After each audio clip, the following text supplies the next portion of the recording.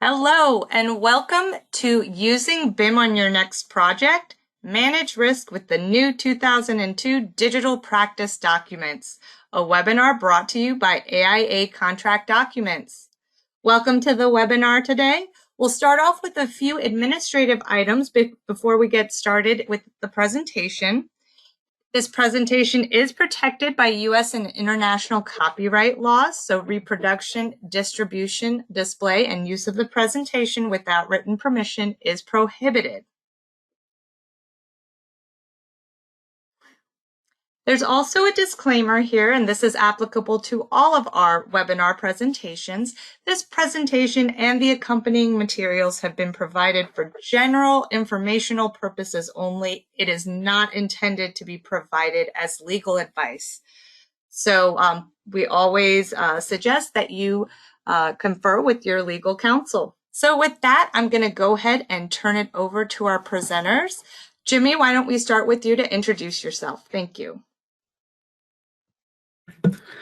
Sure. Thanks, Hasti.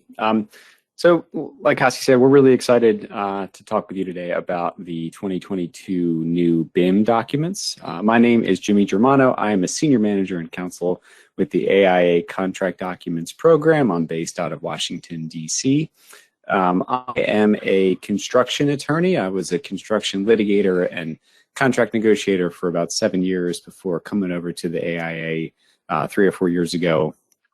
Time doesn't really exist anymore with COVID, so I don't really know exactly how many years it's been, but at the AIA now for a while, and worked heavily on the 2022 BIM documents that we're going to talk about today in conjunction with my colleague, Mike Bamba. Mike? Thanks, Jimmy. Yes, my name's Michael Bamba, and I am also one of the attorneys that works with the AIA Contract Documents team.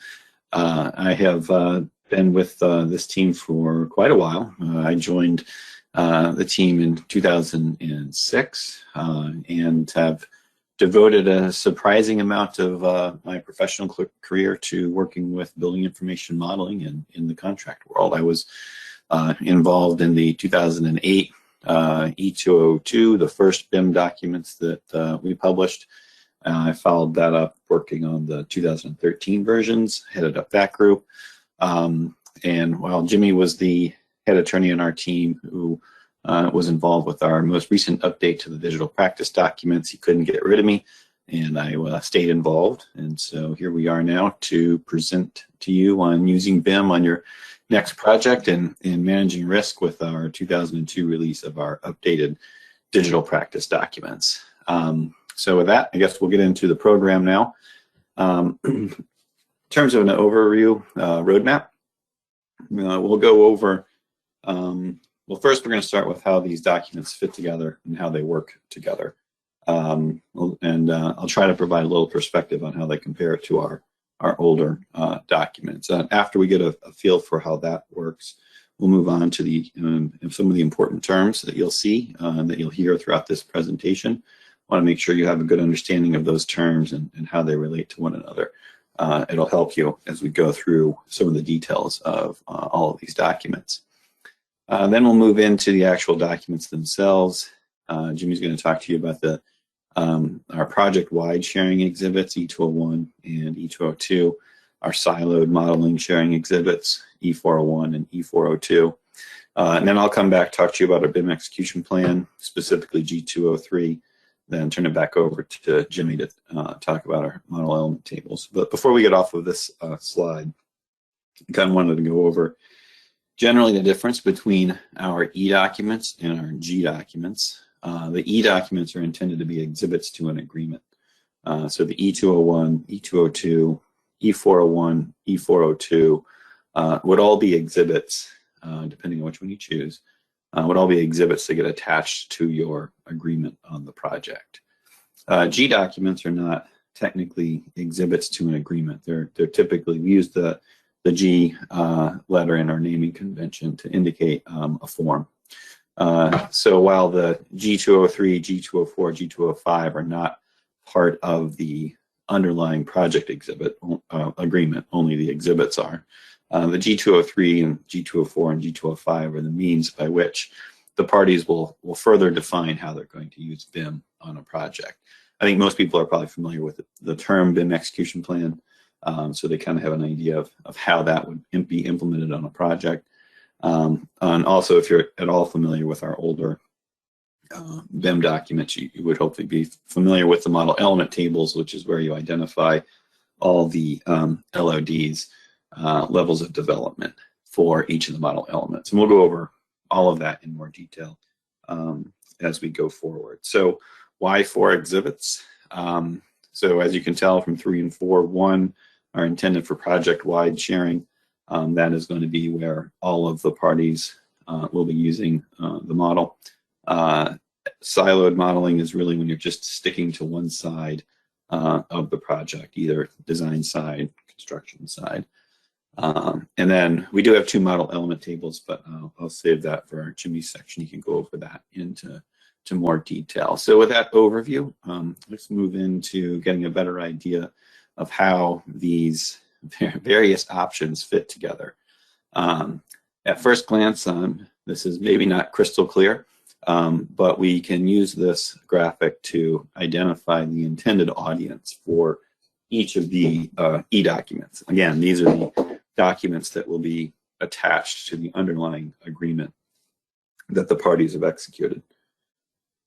So as I said, the E201 and the E202 are both the project-wide exhibits. You would use those when you expect and are planning on the model that is being developed, or the various parts of the model that are being developed, to be shared amongst all of the parties or most of the parties on a project. And so for that reason, E201 or E202 would be used. You would see it in, and you can see the blue and gold lines indicating the parties to whom the E201 or E202 would have that exhibit attached to their agreement. So for E201, the main difference between E201 and E202, we'll go into more detail later, but they're largely similar documents. The only major difference is one of them allows for or permits the parties to identify a model as a contract document or part of a model. The other one precludes that option. And again, we'll explain that in more detail later on. But essentially, depending on which of the E201 or E202 you choose, they work the same way. They both have flow down obligations, which would require the parties to incorporate the exhibit into all of their other project agreements. And then their sub-consultants or their subcontractors would then be subject to the same obligation to flow down the exhibit. So thereby, the E201/E202 penetrates the entire project and helps to define how the parties intend to use building information modeling on a project. So that's project-wide. Siloed is our E401 and E402. As the graphic indicates, those are not going to permeate throughout the entire project. They are intended for use when one side of the project intends to use the model for their own purposes. There's not an expectation that the model is going to get shared project-wide. So if we're talking design side, that's the E401. You'll see there between the architect and its consultant, and possibly the consultant and its sub-consultants. We also have then on the construction side, obviously they may be using modeling internally. So you have the contractor-subcontractor relationship. E402 is used there. And then there may be a sub-sub that also is going to be using the model. So you have the same E402 used there. The E401 and the E402 are very similar documents, mostly just change the names. But we'll talk about those in more detail as we move along. The last thing on this slide to talk about, I guess, is the C106. We didn't really mention it in the roadmap. That is essentially a licensing agreement between the party who controls or owns the digital data that you can use to license that digital data to somebody else outside of the contractual structure that has been created. It's a relatively simple document, just a licensing document. So we don't really go into much detail of that in the program. But like all of our documents, you can get free samples on our website if you wanted to check out the C-106 or any of our other documents. So next up, now that we've identified how the e-documents fit and what their intended purposes are for, on this next slide, we're going to now figure out how we implement the BIM execution plan and the model element tables. So again, if you pay attention to the colors, you can see the path that you will take to implement the new documents. So again, e-documents, because they're part of the agreement, they're intended to be an exhibit to the agreement, will get implemented and executed at the time of the agreement.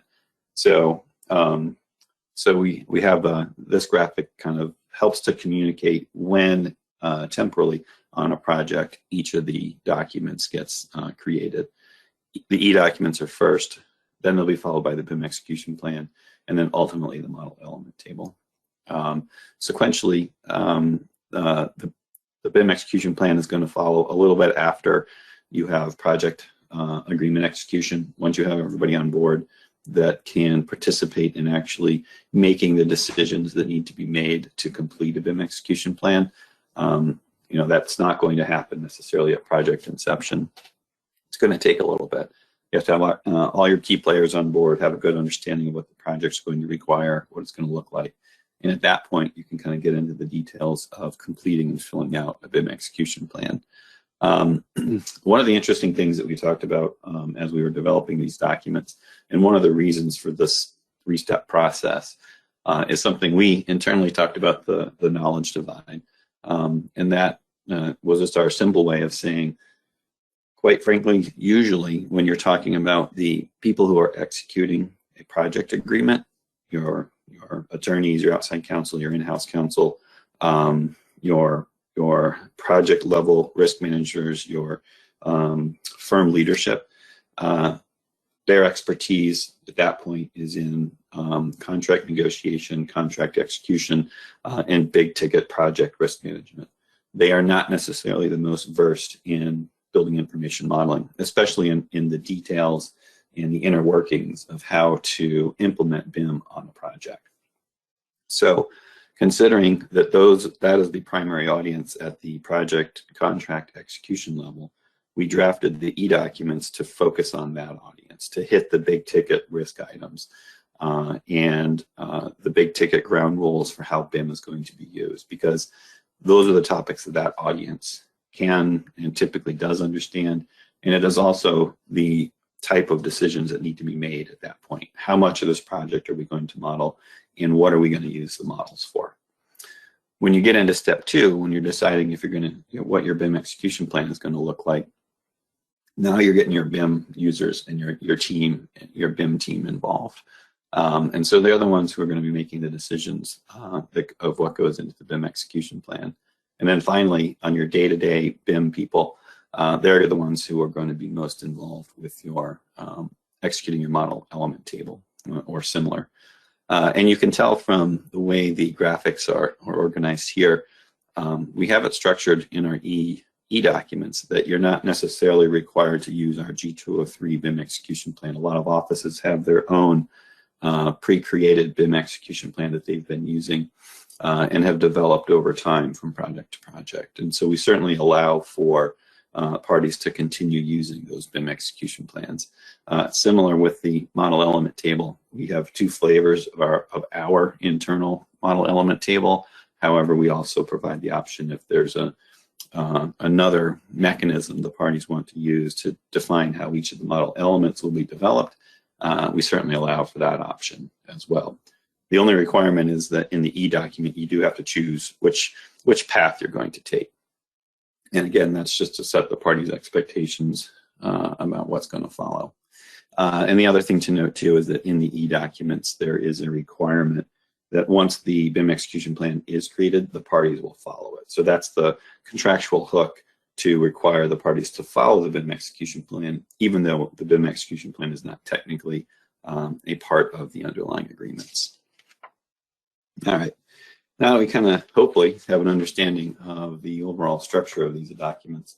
I do want to touch on a few of the important terms that you're going to see throughout the rest of this presentation. And obviously, if you download these documents and take a look at them, what you'll see in the documents themselves. So model portion or portion, I think in common usage, people just use the term model all the time, although it's rare that they're referring to one singular model.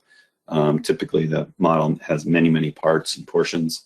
And then when you're talking about what's going to be modeled and how certain elements of the model can be used, you're really talking about portions of the model, discrete parts of it. And so we wanted to make sure that we had a definition for model portion or portion.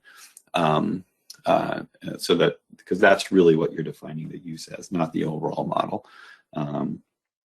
Next, we have model author. And simply the model author is the project participant responsible for developing a model portion. So you have model portion, then you have model author for that portion. Most likely the model author is going to be responsible for multiple portions, but that's to be defined in the documents. Model element, I've already used it a number of times in this presentation. Model portion will typically be a larger part of the overall model. I'm sorry, I skipped one. Model version or version. So you have a model portion, which is parts of the model. But the model portions and the model itself and the various model elements are developing over time.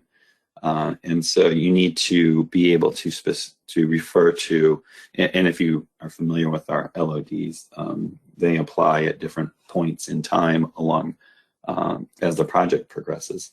And so you need to be able to refer to parts of the model at a specific time or in a specific state.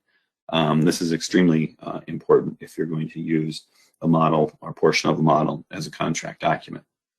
It's really a version of the model or the model portion that you're referring to. And so we created a definition of model version to be used throughout these documents. Model element is essentially a core component at its most basic level of a model. It's a digital representation of a component, system, object, or assembly within a model. And in our model element tables, we use the CSI uniform format classification system to identify the various parts of a model. Contract document, as I noted, one of the key distinctions between the E201 and the E202 is the idea that parts of the model or versions of the model can be used as a contract document. Well, we need to define what that term was. We could have, obviously, if you're using an AIA document, the A201, it defines what a contract document is. It is possible that these documents could be used outside of our family of documents. So we just made it clear that a contract document is the meaning that's given to it between you and the contractor on the construction project. So reference back to the underlying agreement controlling the construction side. And then last two are design team and construction team. Again, we wanted to be able to distinguish between the two teams. And so we provided definitions for both of those teams, but they're pretty straightforward. Let's pop them up on the screen there and give you a chance to look at those. So those are some of the important terms in terms of definitions. Next, I want to go over model sharing real quick before we move on into looking at the documents themselves. So model sharing, we have mechanisms in the e-documents, section 2.3, where we have implemented a new set of terms to allow the parties to identify the level of sharing that will apply to a model portion. Again, so these are going to apply to a model portion, well, not the entire model necessarily, but a portion of the model as it was defined on the previous screen. So we have three levels of sharing when we use a tier system. So tier 1 is limited authorized sharing. This is going to be an instance where largely the model will be shared, but not relied upon. It looks pretty but useless category. There might be reasons where the parties want to share a model, but it's not ready, or there's no expectation that it would be relied upon. And so you would designate those model portions as level 1. Tier 2 is a step beyond that. And so the parties agree that the model portion may be shared among all the participants, and essentially the cross-reference to reliance and authorization provisions of Section 2.5 indicate that there is some level of reliance on a Tier 2 model portion. It is not blanket reliance. You have to refer to Section 2.5 to determine how and the extent to which the model portion can be relied upon. But some level of reliance is anticipated if a model portion is labeled Tier 2. The important thing to note is that a Tier 2 model specifically cannot be used as a contract document. So there is a cap on the level of reliance. And then Tier 3 essentially is identical to Tier 2, except for the last sentence, which says that the parties are permitted to have a version of a model portion designated as Tier 3, designated and enumerated as a contract document. So those are our three tiers of broad reliance as it relates to model portions. And on the next slide, you'll just see the mechanism by which the parties will identify the sharing tier for each of the model portions. So if we go through and begin populating this table, you'll see that the first model portion may be the MEP, the model author. We just put John's MEP contractor, or consultant rather, and we'll identify that as just Tier 1. So the MEP's model portion will never surpass a Tier 1 reliance, which means there's really reliance largely at your sole risk unless you specifically ask for additional permission and get that additional permission. Moving on, if we have then the electrical portion, Aaron's electricians, and we are going to identify that Tier 2. So there is now going to be a process that gets fleshed out in the BIM execution plan and the model element tables, and in the other sections in E202 and E201 that will define the amount and level of reliance. But now, because it has been identified as Tier 2, the parties know that that model portion will be shared, and there will be a level of reliance. But they also know that that model portion cannot be enumerated as a contract document. Then moving on, structural model portion, identify the model author, identify it as Tier 3 sharing. So structural is going to be, the model is going to be shared throughout the project. Levels of reliance will be determined by the BIM execution plan and the model element table, and it is permitted and should be developed with this expectation in mind that it could be listed as the model, that for that portion, a version of that model portion could be listed as a contract document in the owner-contractor agreement. So that's the mechanism by which you broadly define and provide the permissions related to the various model portions. And with that, I believe we're going to get into a little bit more of the details now in E201 and E202. And for that portion, I will pass it back over to Jimmy. Sure. Thanks, Mike. Good stuff. So we're going to get into a little bit more granularity with respect to the E201, E202 framework. The first thing is just a little comparison table here, and this more or less summarizes what Mike just covered. So it should be pretty clear by now, the E201 and the E202, those are project-wide. It's not siloed, so it allows project-wide sharing. Both can do that.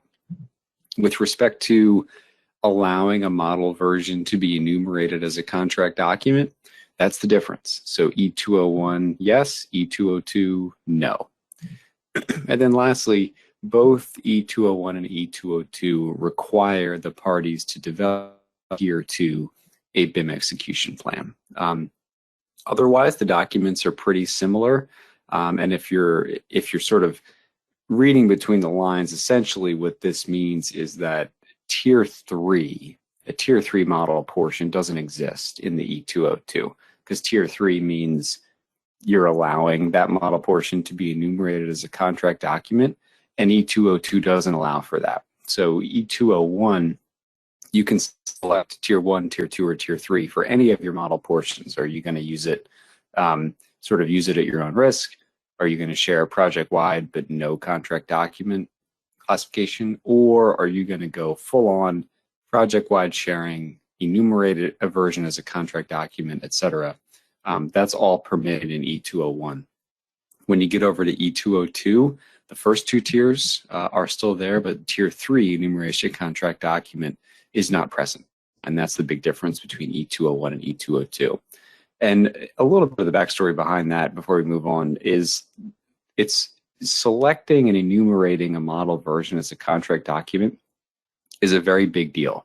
It's a very important decision, and it can be very risky if you don't know what exactly it is you are signing up for.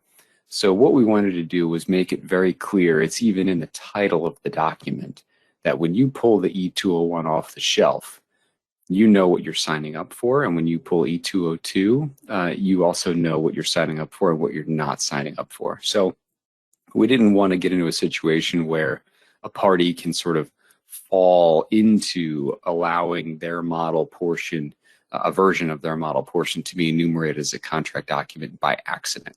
You have to, number one, you have to select the right exhibit, the E201, and then you have to enumerate it in that table as tier 3. And then you have to go through some steps on how to enumerate it as a contract document. So there's a couple safety levers in place to make sure that this important step is given due respect. So what you're seeing here on the left-hand side is the table of contents for both the E201 and the E202. And what I'm going to do is just go through the a couple of the highlights for each of these articles within the E201 and E202. So in Article 1, you're going to have your definitions. Most of them have already been covered. Mike covered those a couple of slides ago. Those are things like model element, model portion, model version, model author, BIM execution plan, contract document, etc. Also, I just wanted to highlight this section 1.3, the section that in red. It's just an interesting nuance to these documents, and it says that a party may require any project participant to confirm that it has incorporated this exhibit into its agreement for the project. So what that means is that because you're in a framework where you are allowing project-wide sharing, if you are a third-tier sub-consultant on the design side, and you want to make sure you are, by signing up to this project and attaching the E201 or the E202 to your agreement, your model portion can then be shared with anyone else on the project. So what the hook that section 1.3 gives you is you can ask for confirmation that anyone else on the project, even if you do not have a contract with them, so it can be someone on the construction side even, to confirm that they have incorporated the same exhibit to their agreement. So they're going to be bound by the same rules with respect to sharing, reliance, etc., that you are. In Article 2, we're going to talk about model uses, sharing, and reliance. Pretty important article.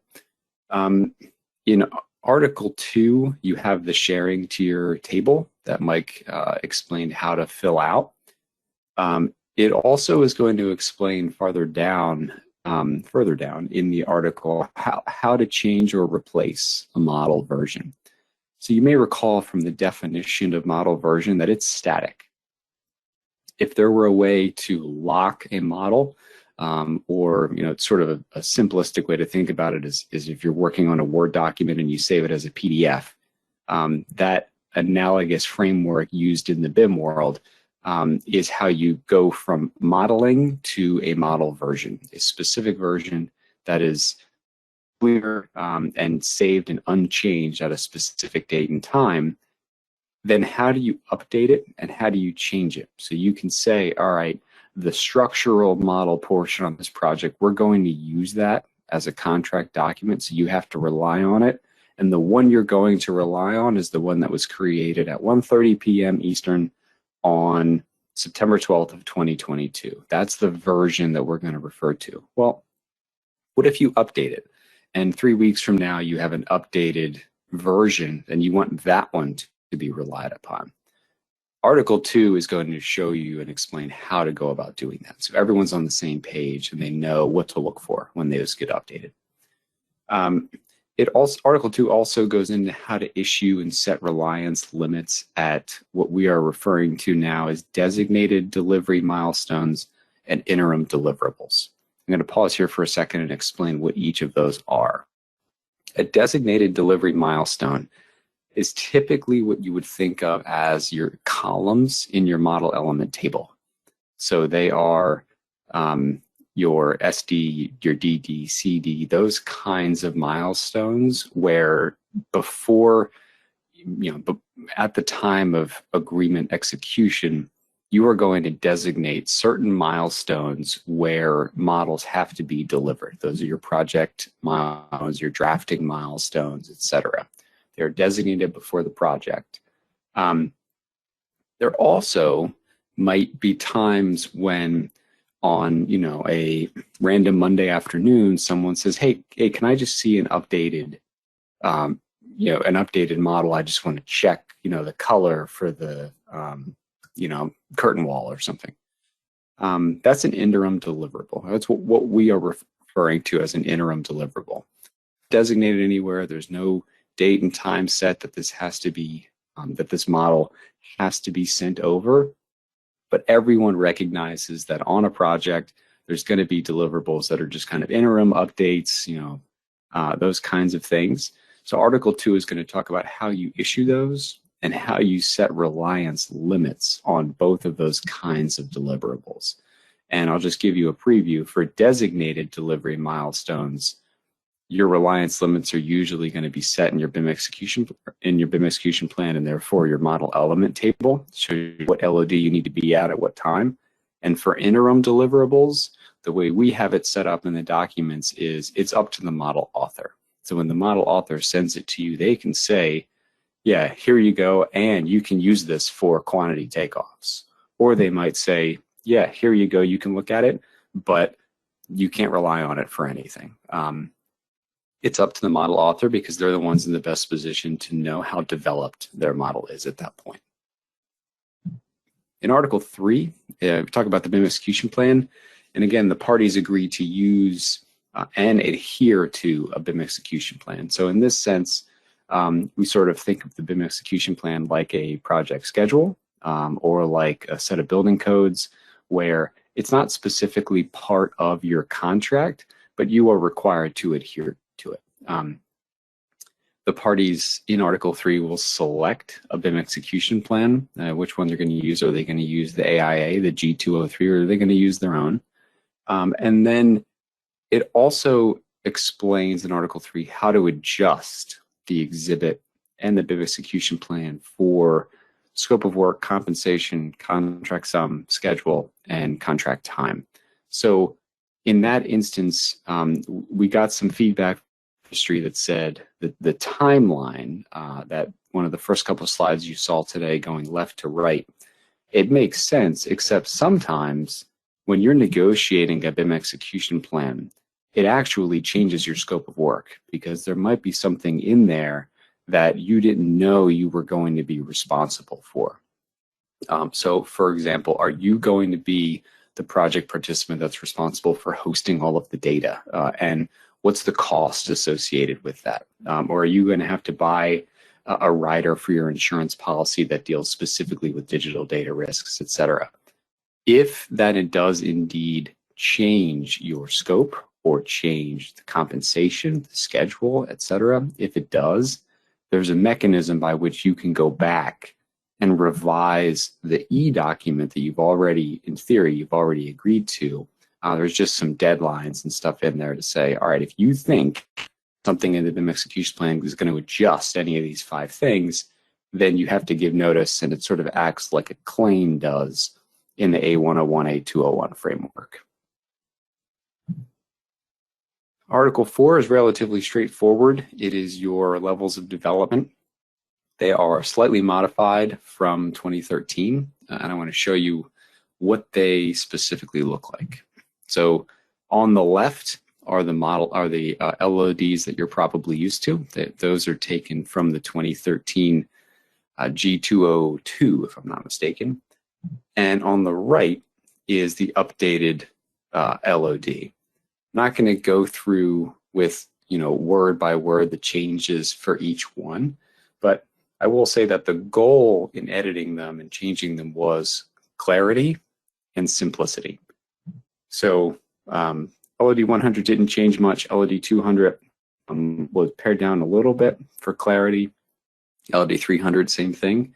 We added an LOD 350 at the recommendation of some industry participants, saying that this was actually pretty common, that a lot of people used LOD 350 even though it wasn't in our agreement. So we added it. The LOD 400 and then LOD 500. LOD 500 includes this term level of accuracy. It's not capitalized, but what an LOD 500 is, you can see it there in that top line, is it's a graphic representation of an existing or as constructed condition. So what that can mean is it's your as-builts after your construction take place, or it could be an existing condition. If you're doing a rehab of a building, you have existing conditions that you may need to model. So instead of having a level of development, you're not going to develop a model from scratch. You're instead going to note your level of accuracy. How accurate is the model as compared to the existing or as constructed condition? And in the BIM execution plan, you can say if you're going to use a specific level of accuracy that's common in the industry, or are you going to use your own framework for that? One of the things that you'll notice here, if you look to the left on the 2013, you'll see a strike through that happened in essentially every LOD. The whole sentence was identical. So what we did was, instead of repeating sentence, non-graphic information may also be attached to the model element, instead of repeating that, we added a section that just states that generally and says it may be attached, but if it has a different degree of reliance than the model element to which it's attached, it's up to the model author to indicate. And non-graphic information could be something like, if you have an air handling unit and that is your model element that's going to be dropped in your model, there might be information when you hover over that says the model number, the year, how often what the maintenance schedule is, how often it needs to be maintained, what the filter size is, all of that kind of information might be attached to the model element. But your model element might be at an LOD 100 or an LOD 200. It's sort of generic, in terms of its size, shape, location, etc. But the information that you attach to it might be really, really specific, or vice versa. So they might not necessarily have the same LOD technically. So if they do, there's a mechanism in here by which you can say the model element itself is not yet reliable, but the non-graphic information is very reliable, or vice versa. So moving ahead down our table of contents, you have non-BIM digital data in Article 5. And you can, in Article 5, it just says if you have digital data that's not your model, Article 5 sets forth the parameters by which you're going to either use your own protocols to handle that kind of data, or you're going to use joint protocols. Article 6 just talks about confidential digital data and data security. Article 7 is relatively short and basically is a fill point that says if you're going to have insurance coverages that are specific to modeling or digital data, you're going to list them here. There's also a place to update that information in the BIM execution plan. And then Article 8, you can modify the exhibit and you can list other documents that are going to comprise the exhibit. So for example, if you're going to say in Article 7, see attached, and then you're going to attach a list of all the different insurance policies and coverages you're going to require, that's how you would do it. That is the E201 and E202 in 10 minutes. So what we're going to look at now is the siloed approach, which is the E401 and the E402. And as Mike explained earlier, the E401 is the design side and the E402 is the construction side. So what we've done is we've defined design team in the document. You've already seen that. And E401 and E402 are relatively similar. Of course, E401 is going to talk about design team, and then E402, where the term design team appears, usually you'll see construction team instead. But if you're familiar with the AIA suite of documents, that language, particularly the language that's highlighted, is probably familiar to you. That's taken from other AIA documents with respect to design teams. I think it's from the B101 or the B103, if I'm not mistaken. And it basically says we're going to allow reasonable reliance, and that reasonable reliance is as required to coordinate your services in the orderly progress of the project. So we're going to assume everyone's on the same page. Everyone is now contractually in privity with one another, at least up and down the same contractual chain. It's all the head architect and their consultants. So we're going to allow a reasonable level of reliance. On the construction side, we've allowed a similar phrase, but services and the orderly progress of the project didn't really make sense for the construction side, because construction contractors don't perform services in the AIA framework, they perform work. So what we've done is we've restructured, but have the same type of concept in this paragraph here that you're seeing on the right in italics. So that is an accelerated path through the E201, E202, E401, and E402. Now we're going to do the same thing and take a dive into the BIM execution plan. And for that, I'm going to turn it over to Mike. Thanks, Jimmy. And we will keep up the accelerated pace going through the G203. As we pointed out earlier, the G203 is an option in the framework. Certainly, if you have your own in-house developed BIM execution plan, you can indicate and use that with even with an E201 and E202. I suppose it's worth noting the purpose of what our G203 BIM execution plan is. It's not a prescriptive document. It's not going to look like the E201 or E202 in that it's a ton of contract-looking language. It's not an agreement, so it's not prescriptive on requiring the parties to behave in certain ways and have certain obligations. What it's intended to be is a roadmap for the project participants to talk about the key issues or coordination and management topics related to utilizing building information modeling on a project. It's a good vehicle for those who don't have a lot of experience with building information modeling to identify the things they need to talk about and the things they need to make decisions about. And so the BIM execution plan is RG203 is largely a list of topics that to be discussed, and then document the decisions that are made with regard to each of those various decisions that are made. So we'll relatively quickly march through just to give you a flavor of what the G203 is going to require require the parties to talk about and document their decisions.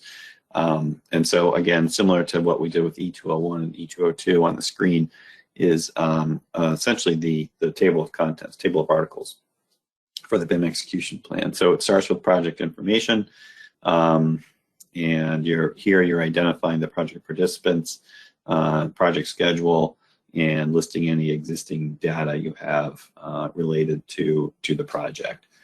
So again, very informational to be filled in by the parties for the project. Article 2 is where you agree upon the delivery schedule for the models. This is where designated delivery milestones will come up.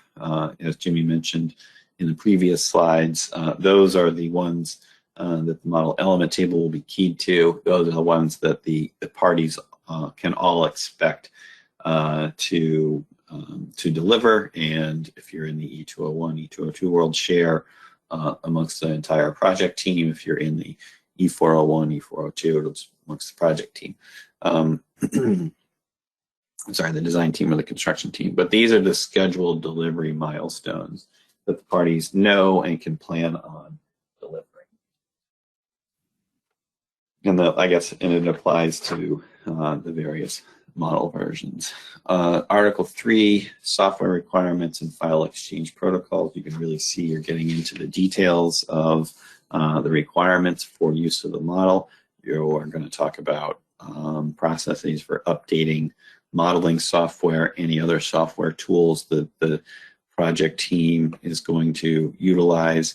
What are the file exchange protocols? Are you going to use a cloud-based collaboration system for creating the model, or is it going to be a separate model development with a collaboration process?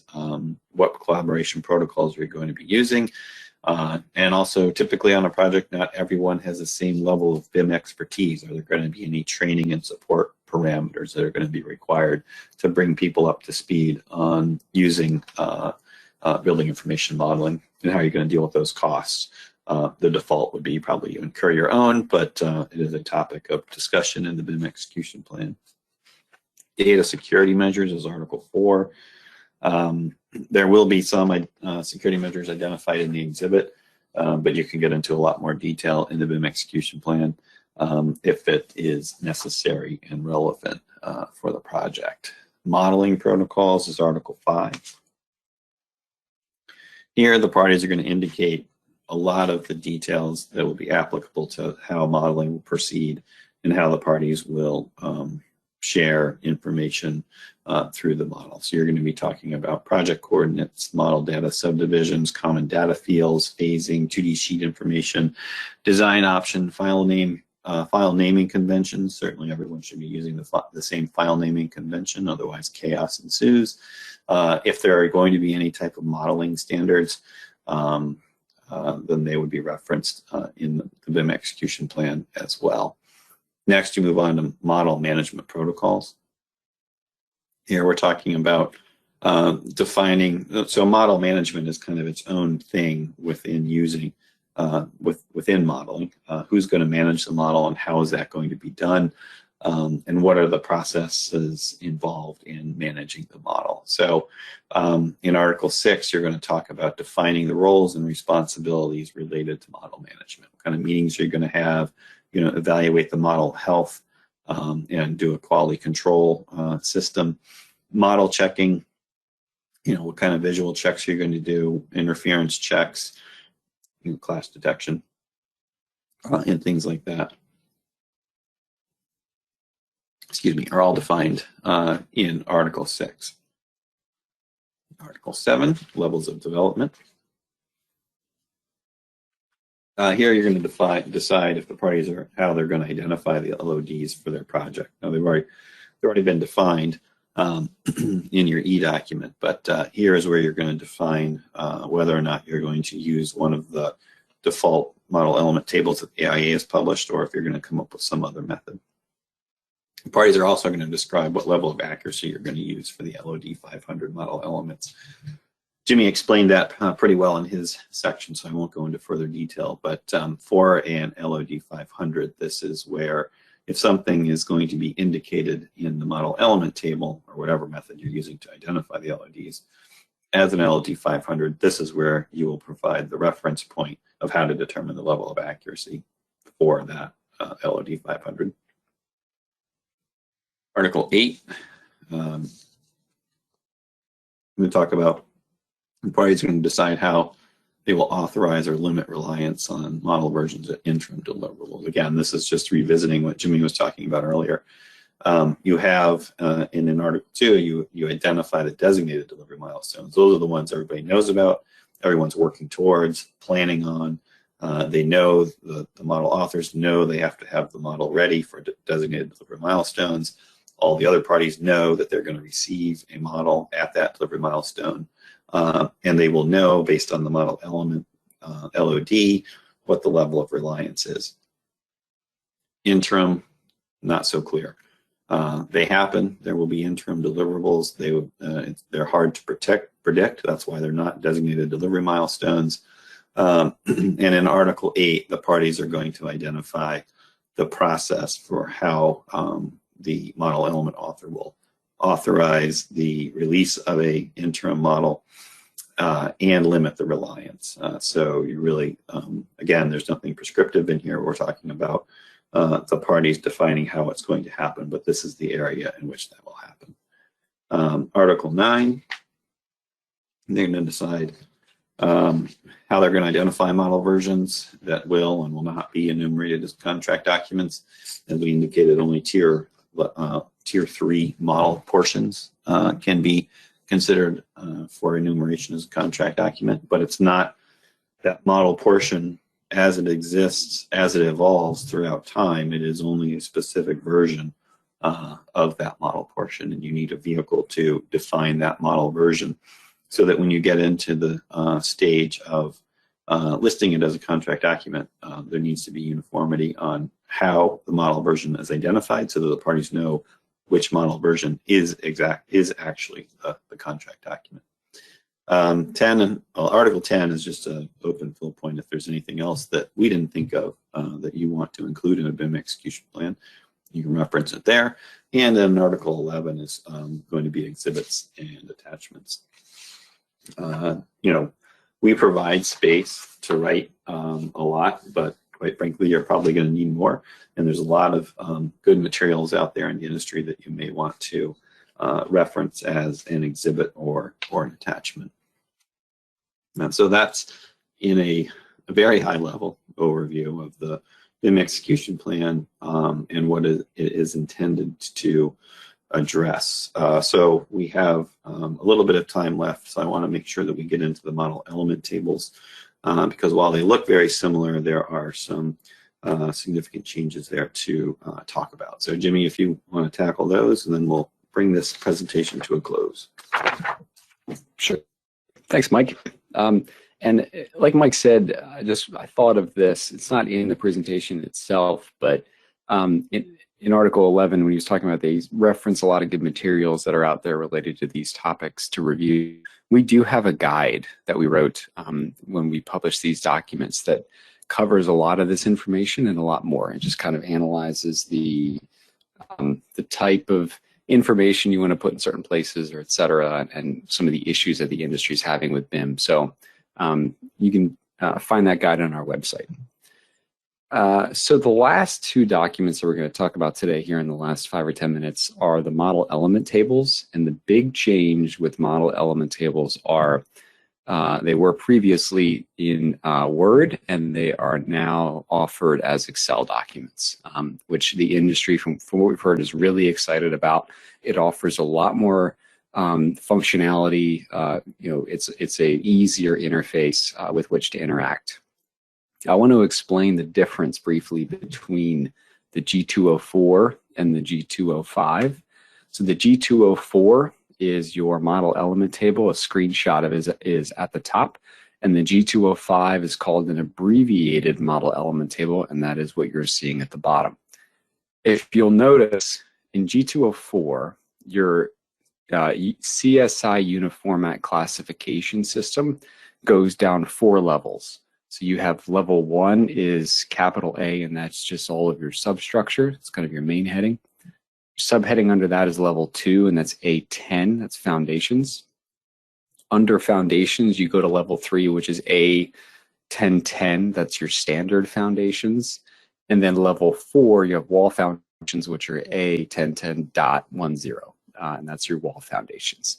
Under the G204, this table contains, I think, roughly about 600 rows, 600 model elements or so. And one of the things that we heard from the industry was that it's pretty laborious and cumbersome to fill out this model element table. It's incredibly useful, but it can be a little intimidating to fill out everything. So what we did was we continued to have it, but for those project participants or those projects where you don't really need to get into that kind of granularity, but you still want to use models, you can use the G205. And what the G205 is we eliminated level 4. So now what you would do is you would just have your LOD listed for level 3, A1010 standard foundations, and that's going to cover, by definition, all 3 of those model elements that were listed under standard foundations. So wall foundations and column foundations, and then standard supplementary components. So all 3 of those would just have the same LOD, and it's understood that they're going to have the same LOD. With the 4 minutes we have left, I'm actually going to pull up the Excel spreadsheet of the G204 and walk you through a little bit of the functionality that's here. So what you're seeing on the screen here, hopefully, is the Excel version now of the G204 model element table. You'll see there are 4 different tabs at the bottom. Tab 1 is titled Cover Page and Legal Clauses, and what this looks like is it sort of looks and feels like a standard AIA document. It has the same structure, same format, etc., and it kind of looks like what your page 1 and page 2 would look like if it were any other AIA document. When you get into the second tab, this is your model element table. And if you see in rows 12, 13, 14, and 15, those are the 4 levels that I was referring to earlier. So what you're seeing here is your model element table with 6 milestones that are preset. Some language and clauses and explanatory clauses up in the top left, and then all the way down from row 13 down to, I think it's about 600 or so, are all of your model elements. And then you have the ability over on the left to click and you can minimize down the document into and only show your level 2. So you can show your A10 foundations, and then it skips right to A20 subgrade enclosures. And if you click expand, again, you'll see everything that's underneath that. Some of the functionality to show you, you have to type in your LOD for every model element. So for your wall foundations, you might have that at LOD 300, for example. So I'll type that in. Your model element author, your MEA, and the notes, those are drop downs. And where the drop downs populate from are the tabs 3 and 4. So tab 3 is your abbreviations. So your abbreviation here, you are going to say maybe F for foundations, and that's going to be the author is like foundation company. So what then happens is when you go back to your model element table, your author here should populate with F. Maybe it's not. Okay, for some reason that's not working. But in theory, that's where that populates from. Notes, thing. So the notes column here, notes are listed 1 through, I think we have 50 pre-populated in tab 4. And then if you have a note for that particular model element, you can be, as verbose as you want to be within this note. And then in the drop down in the model element table, you just select note 1. And then that's your reference to go back and review the note that you had listed in tab 4. And again, I'll just do a little bit of scrolling here so you can see, for example, all of the detail, the granularity that it gets into with respect to the model elements. And then I'll show a compare here of the G205 and the table that's within the G205. It's much shorter. So this is the G205. The 2 big changes that you'll see, number 1, obviously, are it doesn't go down to level 4, so it stops at standard foundations. There's nothing below that. There's no more model elements listed. And there's only 3 delivery phases, so schematic design, design development, and construction documents. So instead of having 6 that are just simply labeled project milestone, there are 3 and they've been pre-labeled. So again, it's intended for increased more user-friendly usability, increased functionality. It's shorter. So again, you go down to 160 and you're done. And that's the entire table right there, so much easier to fill out. And with that, I will turn it back over to Hasti to close us out. Thanks very much. Thank you very much, Jimmy and Mike, for a wonderful webinar chock full of information. Just as a reminder to our attendees, this webinar is recorded, will be emailed to you by the end of the week, but you can also find it uploaded to our Learn page as well at www.aiacontracts.org/learn. You'll receive this PowerPoint as well when you receive the recording. Please visit this slide. You can also access our YouTube channel as well as subscribe to Construction Risk Brief, our monthly newsletter. Again, thank you to our presenters and thank you to our attendees for joining today's webinar.